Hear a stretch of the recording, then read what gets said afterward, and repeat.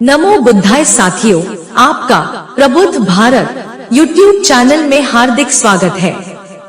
दोस्तों, आज हम इस वीडियो में जानेंगे जय भीम का नारा सबसे पहले किसने दिया, कैसे हुई जय भीम की शुरुआत। आप खुद इस वीडियो में पूरी सच्चाई सुनिए और 4 लोगों में सर उठाकर बताइए।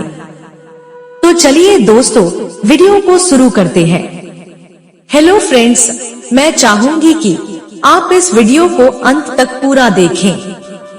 अगर आप इस चैनल पर नए हो तो फटाफट हमारे चैनल प्रबुद्ध भारत यूट्यूब चैनल को सब्सक्राइब जरूर करें। दोस्तों, पिछले कुछ समय से एक तमिल फिल्म जय भीम की हर जगह चर्चा हो रही है। तमिल फिल्मों के सुपरस्टार सूर्या की यह फिल्म न्याय के लिए एक आदिवासी दलित महिला के संघर्ष को दर्शाती है। दोस्तों, महाराष्ट्र में आम्बेडकरी आंदोलन के लाखों कार्यकर्ता और बाबा साहब आम्बेडकर जी के साथ भावनात्मक बंधन रखने वाले एक दूसरे से मिलते वक्त जय भीम कहते हैं। दोस्तों, आज महाराष्ट्र एवं पूरे भारत भर में कोने कोने में जय भीम शब्द पर हजारों नहीं बल्कि लाखों गीत गाए जाते हैं। हालांकि तमिलनाडु में यह एक शब्द फिलहाल लोगों को दीवाना बना रहा है। दोस्तों, डॉक्टर बाबा साहेब आम्बेडकर जी का मूल नाम भीमराव रामजी आम्बेडकर था। आम्बेडकरी आंदोलन के लिए प्रतिबद्ध लोग उनके सम्मान में उन्हें जय भीम कहते हैं। जय भीम केवल अभिवादन का शब्द नहीं है, बल्कि आज यह आम्बेडकरी आंदोलन का नारा बन गया है। आम्बेडकरवादी आंदोलन के कार्यकर्ता इस शब्द को आंदोलन की संजीवनी कहते हैं। जय भीम यह अभिवादन और सम्मान का शब्द कैसे क्रांति का प्रतीक बना, इसका सफर भी दिलचस्प है। यह नारा कैसे उत्पन्न हुआ और कैसे पूरे भारत में फैल गया, इस बारे में पूरी सच्चाई जानेंगे इस वीडियो में। दोस्तों, जय भीम का नारा आखिर दिया किसने? जय भीम का नारा सबसे पहले आम्बेडकर आंदोलन के एक कार्यकर्ता बाबू हरदास एलन लक्ष्मण नागराले ने 13 दिसंबर 1935 में दिया था। बाबू हरदास सेंट्रल प्रोविंस ब्रार परिषद के विधायक थे और वह बाबा साहेब आम्बेडकर जी के विचारों का पालन करने वाले एक प्रतिबद्ध निष्ठावान ईमानदार कार्यकर्ता थे। दोस्तों, जब नासिक के कालाराम मंदिर में लड़ाई, चावदार तालाब के सत्याग्रह के कारण डॉक्टर आम्बेडकर जी का नाम हर घर में पहुंच चुका था। इसके बाद महाराष्ट्र में डॉक्टर बाबा साहब आम्बेडकर जी ने जिन दलितच्युत नेताओं को आगे बढ़ाया, बाबू हरदास उनमें एक थे। रामचंद्र क्षीरसागर की पुस्तक Dalit movement in India and its leaders में दर्ज है कि बाबू हरदास ने सबसे पहले जय भीम का नारा दिया था। गुंडागर्दी करने वाले असामाजिक लोगों को नियंत्रण में लाने और समानता के विचारों को हर गांव में फैलाने के लिए बाबा साहब डॉक्टर आम्बेडकर जी ने समता सैनिक दल की स्थापना की थी। बाबू हरदास समता सैनिक दल के सचिव थे। दोस्तों, जय भीम का नारा अस्तित्व में कैसे आया, इस सवाल के जवाब में दलित पैंथर के सह संस्थापक जेवी पवार कहते हैं, बाबू हरदास ने कमाठी और नागपुर क्षेत्र से कार्यकर्ताओं का एक संगठन बनाया था। उन्होंने इस दल के स्वयंसेवकों को नमस्कार, राम राम या जौहर माया बाप की जगह जय भीम कहकर एक दूसरे का अभिवादन करने और जवाब देने के लिए कहा था। जेवी पवार बताते हैं, उन्होंने यह भी सुझाव दिया था कि जय भीम के जवाब में बाल भीम कहा जाना चाहिए, जैसे मुसलमान सलाम वालेकुम का जवाब देते समय वालेकुम सलाम कहते हैं। उनका बनाया रास्ता आदर्श बन गया।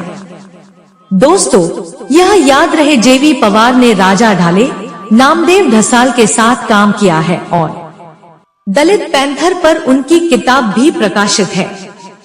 उन्होंने यह भी कहा, 1938 में औरंगाबाद जिले के कन्नड़ तालुका के मकरानपुर में आम्बेडकर आंदोलन के कार्यकर्ता भाऊ साहेब मोरे द्वारा एक बैठक आयोजित की गई थी। इस बैठक में डॉक्टर बाबा साहेब आम्बेडकर जी भी उपस्थित थे। बाबू हरदास ने इस बैठक में जय भीम यह नारा दिया था, जबकि भाऊ साहेब मोरे ने इस नारे का समर्थन भी किया था। जबकि बाबा साहेब को सीधे जय भीम कहा जाता था। दोस्तों, बाबा साहब आम्बेडकर जी के जीवन काल में ही जय भीम का अभिवादन शुरू हुआ। आंदोलन के कार्यकर्ता एक दूसरे को जय भीम कहते थे। महाराष्ट्र के पूर्व न्यायाधीश सुरेश घोरपड़े के मुताबिक एक कार्यकर्ता ने बाबा साहब आम्बेडकर जी को सीधे जय भीम कहकर संबोधित किया था। सुरेश घोरपड़े सत्र न्यायालय के सेवानिवृत्त न्यायाधीश और विदर्भ में अम्बेडकरी आंदोलन के विद्वान हैं।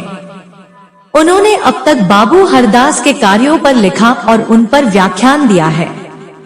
वह बताते हैं, डॉक्टर बाबा साहेब आम्बेडकर जी द्वारा पूरे महाराष्ट्र में अस्पृश्यों के उत्थान के लिए शुरू किए गए आंदोलन में कई युवाओं ने स्वतःस्फूर्त भाग लिया। उनमें से एक बाबू हरदास एलएन थे। जय भीम का नारा देने वाले निष्ठावान ईमानदार कार्यकर्ता बाबू हरदास एलएन के जीवन परिचय में सुरेश घोरपड़े ने बताया, बाबू हरदास किशोरावस्था से ही सामाजिक कार्यों में रुचि रखते थे। उनका जन्म 1904 में हुआ था और 1920 में सामाजिक आंदोलन में शामिल हो गए। उन्होंने नागपुर के पटवर्धन हाई स्कूल से मैट्रिक तक की पढ़ाई की। उन्हें जय भीम प्रवर्तक के नाम से जाना जाता है। डॉक्टर बाबा साहब आम्बेडकर जी से प्रेरित होकर बाबू हरदास ने 1924 में कमाठी में संत चोखमेला छात्रावास की स्थापना की। इसने ग्रामीण क्षेत्रों के छात्रों को आवास प्रदान किया। उन्होंने मेहनत मजदूरी करने वाले छात्रों के लिए रात्रिकालीन स्कूल भी शुरू किए। उन्होंने अंग्रेजी पढ़ाना शुरू किया। उन्होंने 1925 में बीड़ी वर्कर्स यूनियन की स्थापना की। विदर्भ के अस्पृश्य और आदिवासी समुदायों के लोग तेंदुपत्ता इकट्ठा करते थे, बीड़ी कारखानों में काम करते थे और साथ ही घर घर में बीड़ी बनाते थे। बीड़ी निर्माता और ठेकेदार मजदूरों का शोषण कर रहे थे। तब उन्होंने कहा था कि जिसका जो हक है वो पैसा उन्हें दो। बीड़ी मजदूर संघ का कार्य केवल विदर्भ तक ही सीमित नहीं रहा। रामचंद्र क्षीरसागर की पुस्तक Dalit movement in India and its leaders 1857 से 1956 फीट में जिक्र है कि उन्होंने 1930 में मध्य प्रदेश बीड़ी मजदूर संघ की स्थापना की। घोरपड़े ने बताया, डिप्रेस्ड क्लास मिशन का दूसरा सत्र 1932 में कमाठी में आयोजित किया गया था। उसमें बाबू हरदास स्वागत समिति के अध्यक्ष थे। उन्होंने डॉक्टर बाबा साहेब आम्बेडकर का भव्य स्वागत किया। दोस्तों, वसंत मून की पुस्तक बस्ती में उल्लेख है कि 1927 में उन्होंने महारत नामक एक पुस्तिका की शुरुआत की थी। इस पुस्तक का अंग्रेजी अनुवाद भी उपलब्ध है। गेल ओमवेट ने बस्ती का अनुवाद अछूत के रूप में बढ़ना के तौर पर किया। जब बाबा साहब आम्बेडकर जी ने कहा, मेरा दाहिना हाथ चला गया। वसंत मून ने लिखा है, बाबू हरदास कवि और लेखक थे। वो लिखते हैं कि 1937 के विधानसभा चुनाव के लिए बाबा साहब आम्बेडकर जी की इंडिपेंडेंट लेबर पार्टी ने बाबू हरदास को उम्मीदवार बनाया था। एक धनी व्यक्ति उनके विरुद्ध खड़ा हो गया। इस व्यक्ति को वसंत मून ने लाला कहा है। दोस्तों, जब एक कार्यकर्ता ने बाबू हरदास से संपर्क किया और उनसे अपनी उम्मीदवारी वापस लेने को कहा, उन्होंने इसके लिए पैसों की पेशकश की गई, लेकिन स्वाभिमानी बाबू हरदास ने इससे इनकार कर दिया। उन्होंने लिखा, मैं आम्बेडकर के पक्ष में खड़ा हूँ। हमने कभी भीख मांगना नहीं छोड़ा। अब हमें हमारा हक मिलेगा। वसंत मून की पुस्तक में यह कहानी यहीं खत्म नहीं होती है। लालाओं ने तब बब्बू उस्ताद नामक एक भारी भरकम पहलवान को बाबू हरदास के पास भेजा। उन्होंने बाबू हरदास से कहा, सेठ जी ने आपकी उम्मीदवारी वापस लेने के लिए 10,000 रुपए भेजे हैं। यदि आप इसे नहीं लेते हैं तो वे आपको मार देंगे।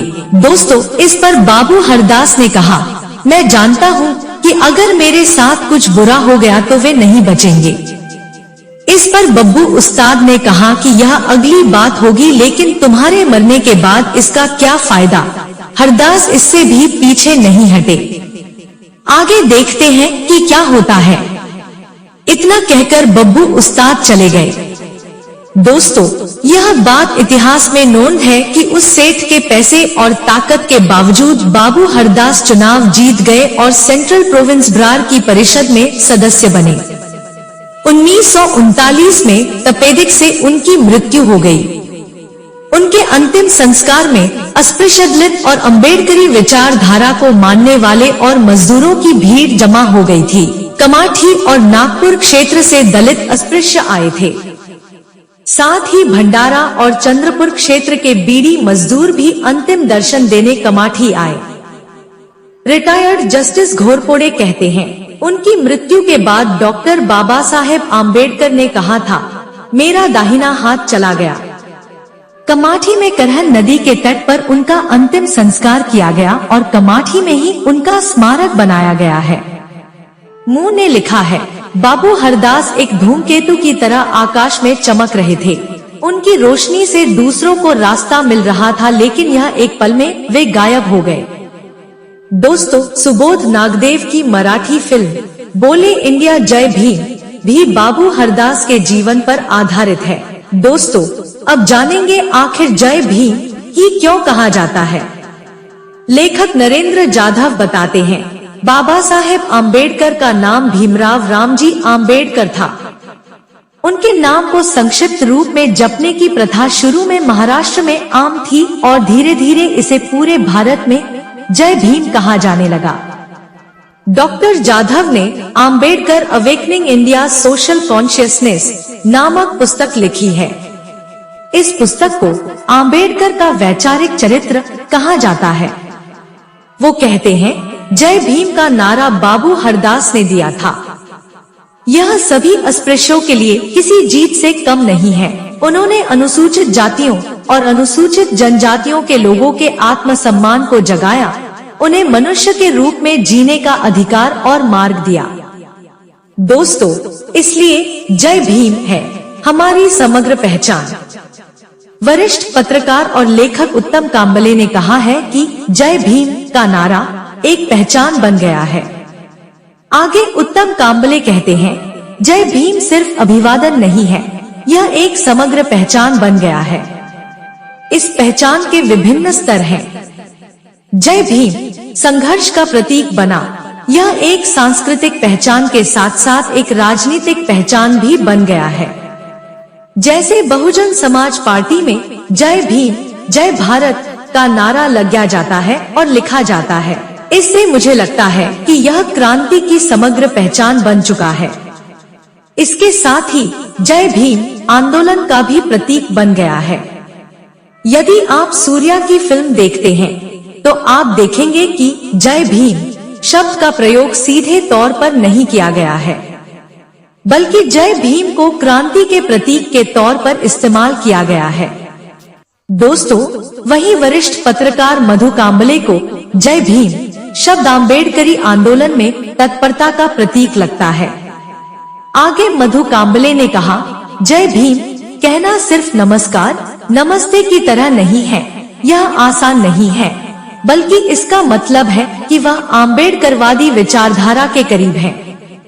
यह शब्द बताता है कि जहां भी लड़ने की जरूरत होगी मैं लड़ने के लिए तैयार हूँ। दोस्तों, महाराष्ट्र के बाहर जय भीम बोलना अब शुरू हुआ है। दोस्तों, अब जय भीम का नारा हिंदी भाषी राज्यों जैसे उत्तर प्रदेश, बिहार, राजस्थान और मध्य प्रदेश में आसानी से सुना जा सकता है। दोस्तों, यह बात साफ है कि अब डॉक्टर बाबा साहब आम्बेडकर जी के विचार पंजाब में भी फैले हुए हैं। इस जगह न केवल नारे गाए जाते हैं, बल्कि लोकप्रिय गायिका गिन्नी माही ने भी 9 बार साड़ी बदलकर जय भीम बोलो जय भीम गीत गाया है।